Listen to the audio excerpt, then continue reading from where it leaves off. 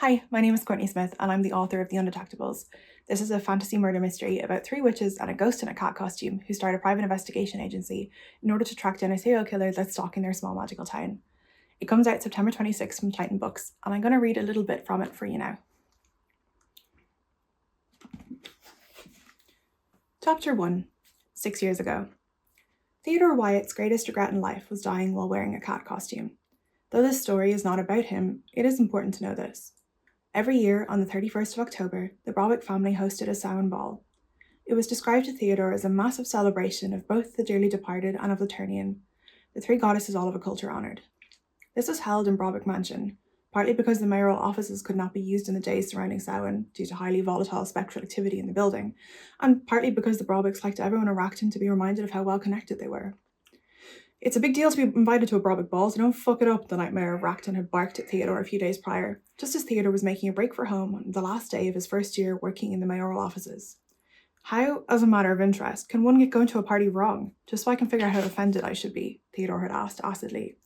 He was already very upset at the idea of having to go to a party. Theodore had hoped to spend Samhain as he always had before he'd moved to Wrackton, sitting at home with a book and letting it pass him by. He was a parent, a non-magical being, and the festival did not mean to him what it meant to everyone else. The nightmare's eye twitched. It could have been annoyance. It could have been that something had got in his eye at the exact moment he started speaking. Theodore weighed up asking which it was before the nightmare choked out, "If you have to ask, just remember you're representing the mayoral offices as much as yourself, Timothy." "It's Theodore." "You sure?" Theodore decided maximum offence should be taken. The nightmare had then given him vague directions to the mansion and followed that up by shoving a "Visit Wrackton, Samhain Etiquette" leaflet into Theodore's hands before walking away while Theodore was still mid-sentence. He still had the leaflet stuffed in his pocket just in case anyone were to ask him if he had done due diligence in preparing to party. Now, Theodore clung to the edge of the crimson-lit ballroom, looking around for any of his wide-eyed apparent colleagues, or any apparent at all.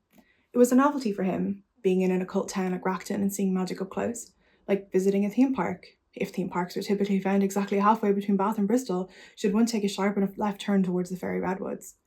Something Theodore could talk about at parties, if he was the sort of person who usually went to parties, or spoke to anyone at them.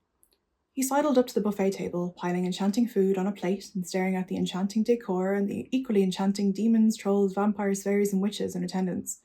Some of them were even in costume. This was an important addition, conspicuously missing from the leaflet and from the nightmare's instructions. Fairies were the most daunting, ethereally beautiful and draped in avant-garde outfits that could have been abstract costumes had Theodore not regularly seen fairies at the supermarket wearing something similar. There were several vampires wearing plastic fangs as a nod to apparent folklore, and Theodore noticed how certain vampires made a big show of laughing uproariously. The folk whose skin had a blue-grey tint were trolls, and they glowered from the corners of the ballroom, though Theodore had come to understand too that this was just what their resting faces looked like.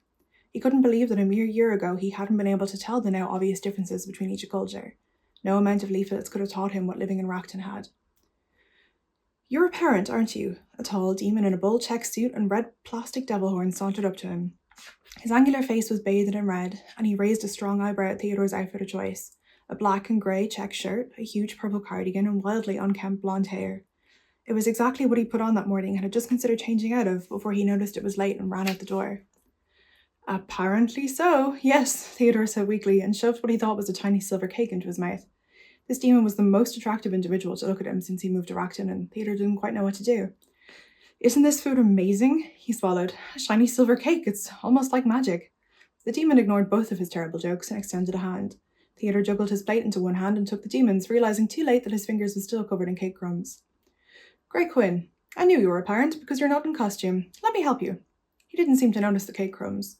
He took the plate from Theodore and in a swift movement jammed a pair of cat ears on Theodore's head. Theodore had not thought he required help with this particular aspect of his person. "There. Oh, wait." Grey Quinn produced a marker from his pocket, uncapped it with his teeth, and drew onto his face what Theodore both hoped and feared were whiskers. "There. Perfect. Look at us now." He turned Theodore around to face a mirror on the wall behind them. Theodore had no choice but to see he was indeed a bewhiskered cat, which he felt contradicted Quinn's use of perfect. He didn't voice his chagrin, though. There was much of it.